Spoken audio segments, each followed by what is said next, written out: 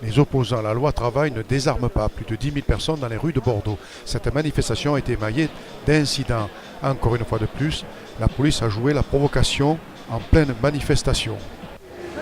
Bonjour, présentez-vous. Vous êtes montez le micro. Je suis infirmier au centre hospitalier de Libourne. Donc aujourd'hui, avec mes collègues, nous sommes venus nous joindre dans cette manifestation pour exiger le retrait de cette loi qui, contrairement à ce qui nous est avancé, avait le soutien de nos chers collègues de la CFDT, est un retrait social pour lesquels beaucoup de nos ancêtres se sont battus, pour certains au péril de leur vie. Donc un gouvernement qui, soi-disant de gauche, se permette de démanteler tout ça. Au nom d'un certain néolibéralisme, pour nous c'est totalement inadmissible. Parce que ce genre de projet, bon, on parle de notre travail, mais il y a beaucoup d'autres projets qui seront de la régression sociale, qui vont se faire sur le dos des travailleurs qui souffrent.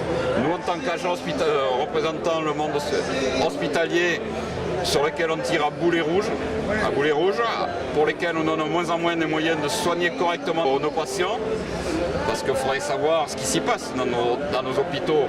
On demande de la qualité de soins, ce qui est tout à fait normal, mais on demande du quantitatif et non du qualitatif. Maintenant, c'est que la notion de l'argent, la T2A, il faut ramener l'argent, mais à quel prix? À quel prix? Donc, au prix du malade, de la santé de nos gens et de la santé de nos collègues travailleurs aussi. Parce qu'il faut voir dans quelles conditions on est amené à travailler et comment on peut être maltraité. Parce qu'il y a des gens maintenant, au nom de leur soi-disant promotion ou reconnaissance statutaire, ont tous les droits. Mais ils s'arrangent bien sur le dos des travailleurs qui eux fournissent le soin. Donc voilà un peu pourquoi ça fait partie de nos... Vous n'êtes pas encore en grève là-bas? Vous n'êtes pas encore en grève? Pas en grève dans le sens où vous l'entendez, non, mais ça peut... Ça ne risque pas de se déclencher avec des conditions de travail qui sont catastrophiques. Faut pas me...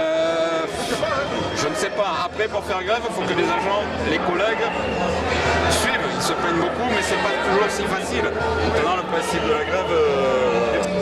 Voilà.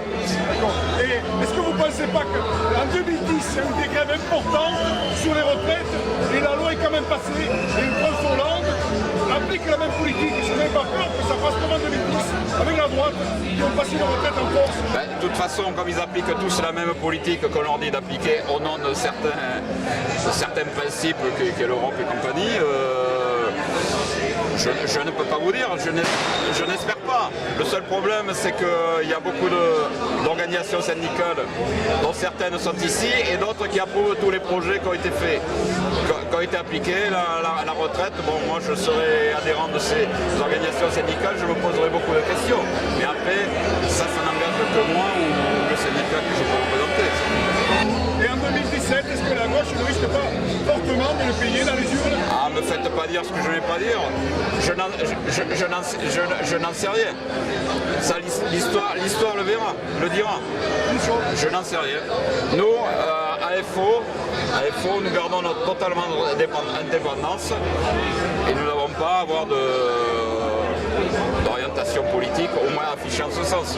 On a nos convictions personnelles, mais en tant que syndicaliste, on reste à notre place et surtout indépendant et ne pas être inféodé aux partis politiques.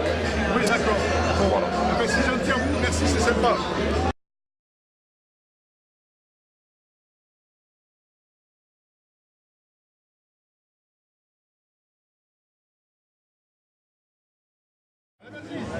Alors, monte le micro. Voilà, que penses-tu de la situation de Hollande et qu'est-ce qu'ils ont les cheminots revendiqués? Les cheminots, ce qu'ils revendiquent, c'est un droit au travail digne. Aujourd'hui, les restrictions budgétaires qui sont infligées par tous les services publics contraignent les cheminots à faire du travail qui ne correspond plus aux services publics tel qu'il a été défini, ressentant à la création de la SNCF. Donc on veut revenir à ça, car c'est aujourd'hui ce qui est primordial. C'est ça, c'est le service public. Qu'on puisse effectivement répondre aux besoins de déplacement de chaque citoyen, quel que soit l'endroit géographique où il se trouve, et qu'on puisse aussi répondre aux besoins de transport de marchandises. Et est-ce que les heures supplémentaires, avec cette nouvelle loi, vous allez plus en bénéficier 10%? Pour l'heure, les cheminots sont un peu éloignés de la loi El Khomri. On subit une loi ingrate, qui nous a été imposée en 2014 par ce gouvernement et qui nous impose effectivement la mise en concurrence à outrance, ce qui fait qu'on est obligé de renégocier à la fois des conventions collectives, et des accords de branche. Tout est en train de se négocier. En fait, il n'y a pas de négociation. À la fois le gouvernement et la direction de l'entreprise jouent le pourrissement. On ne négocie pas. Aujourd'hui, la direction répond, c'est pas moi, c'est le gouvernement. Les organisations syndicales disent, oui mais nous, on représente des salariés, vous devez négocier. Et c'est un langage de sourds. Donc, on rejoint la manifestation et ça va s'amplifier dans les jours qui viennent. Donc, les cheminots, on voit d'autres actions dans le futur? Dès la semaine prochaine, on est en grève reconductible le mercredi et le jeudi, et dès la semaine prochaine, ce sera grève reconductible, je crois, chaque jour. Jean-Luc. Merci Jean-Luc.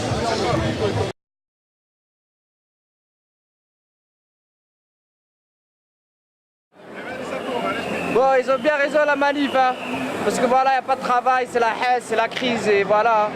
Et vive la Palestine.